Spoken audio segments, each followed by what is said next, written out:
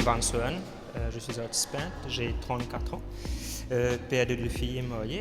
Donc j'ai débuté dans la bande dessinée à l'âge de 16 ans, on va dire, dans la publication de bande dessinée. Et ensuite il y a une évolution dans l'illustration, dans la photographie et le design, et jusqu'à même toucher au street art. Et maintenant là je m'exerce un peu dans la peinture, exposition de tableaux.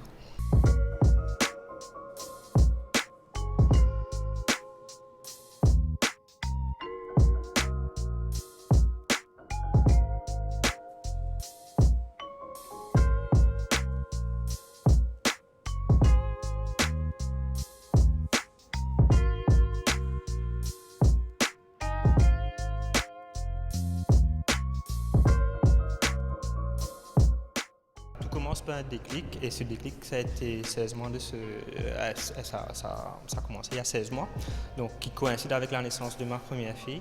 Et du coup, voilà, ça a pris 16 mois, ça a cogité, ça a essayé, il y a eu beaucoup de réflexions derrière, essayé plein de choses, de recherches.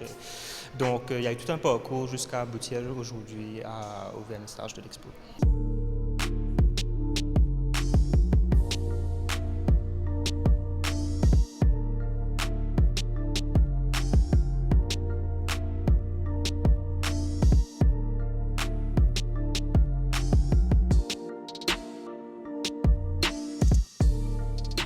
C'est Tudim. Donc Tudim, c'est un peu une description de Tudimoun.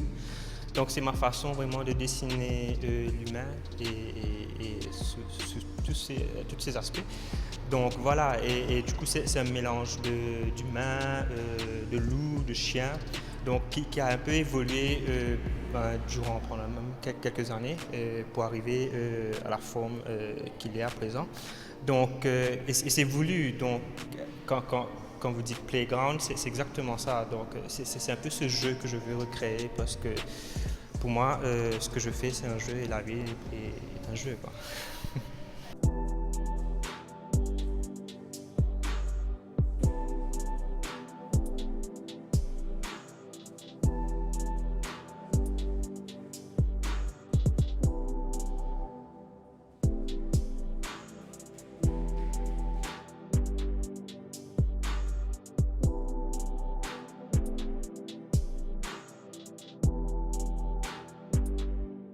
Pourquoi avoir choisi un peu ces poses? On le voit debout, on le voit en train de courir ou de faire un pas de danse, ou bien en train de casser une pose. Pourquoi ces différentes situations? Alors, il était important vraiment de les poser justement dans des positions soit où il est appelé à tout arrêter et de se reposer, on va dire. Donc, du coup, ça explique la pose assise. Mais aussi j'aime bien quand il est assez dynamique, où il commence à vraiment rentrer dans cette musique, si on veut dire, qui est bien propre à notre île. Donc là, il est en train de danser, donc certains lui dansent. Et où d'autres, il est justement debout, il est là, il guette, il regarde un peu autour de lui. Donc voilà, les positions sont assez, ça dépend, donc c'est vraiment sur le feeling, on va dire. Lorsque je regarde un peu les travaux d'Égypte ancienne, ça se rejoint. Donc on ne sait pas, peut-être que c'est la subconscience un peu.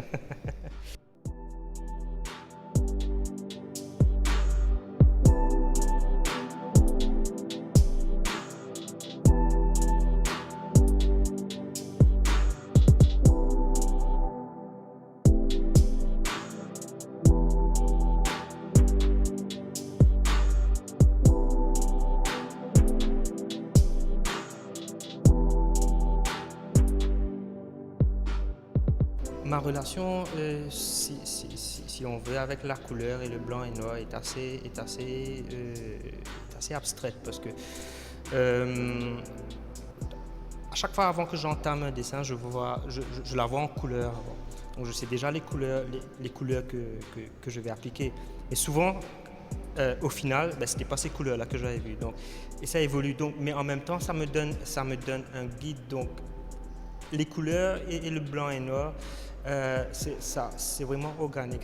C'est pas C'est réfléchi, mais en même temps, je laisse vraiment couler, je laisse vraiment le processus prendre place. Donc, oui, c'est réfléchi par rapport au fil que j'ai envie de donner. Est-ce que j'ai envie de donner un fil très pop ou est-ce que je reste un peu dans ce qui est plus subtil, où je veux jouer plus dans les contours et rester dans la simplicité où il y a les tableaux qu'on n'a que du noir et du jaune et on laisse vraiment le noir dominer et le jaune est en soutien, ou d'autres vraiment, il y a tellement de couleurs qu'on ne sait plus où regarder et ça aussi c'est un peu ce jeu que j'ai envie de faire. Donc, où vraiment je veux bien que la personne qui est devant le tableau, il y a une insertion vraiment qui puisse rentrer dans le tableau et se poser des questions un peu. Donc c'est ça un peu le jeu. Est-ce que ça vous tente, ça, de donner une vie autrement à ce fameux Toudim?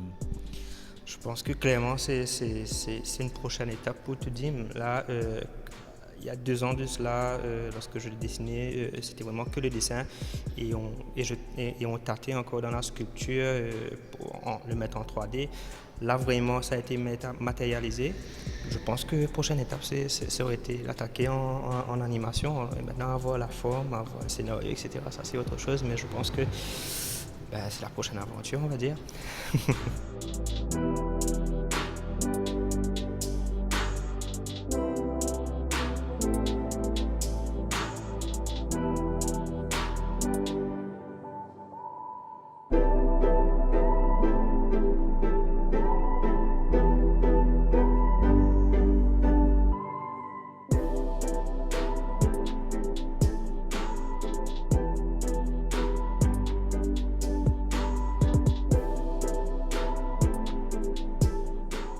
On est devant 3 tableaux baptisés blocs OCL. Qu'est-ce que l'artiste a voulu dire avec ces 3 tableaux qui ont la même morphologie, on va dire? On sent une certaine unité, mais il y a quelque chose, un triptyque assez particulier. Okay.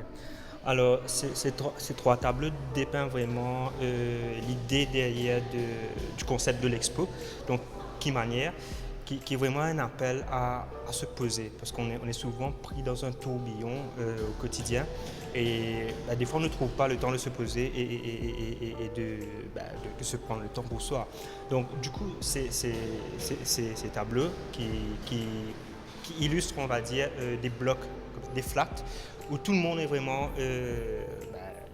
tout le monde vit un sur l'autre et on entend le voisin, bref, c'est un vrai, il y a un vrai, c'est un environnement assez intéressant et du coup là, c'est vraiment, il y a un arrêt sur le temps où tout le monde se pose et voilà et prend le temps pour soi.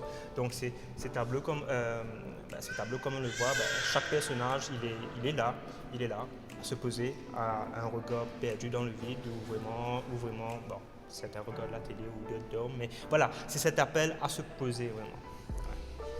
Quand on sent qu'il y a un univers, qu'il y a une démarcation, il y a quelque chose qui se manifeste, qui est du Evan Soren.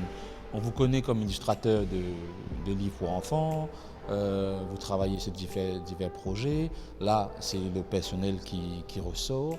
Dans tout ce qui foisonne autour de nous, dans tout ce qui nous inspire, tous les artistes qui produisent à Maurice, qui ont produit surtout, où est-ce que vous vous situez? Est-ce qu'il y a un courant? Est-ce qu'il y a une influence quand vous étiez enfant peut-être, ou après vous vous débarrassez de ça? Mais qu'est-ce qui vous... de quel ADN êtes-vous fait en fait? Bonne question, je me pose toujours la question et je suis toujours en quête de réponse.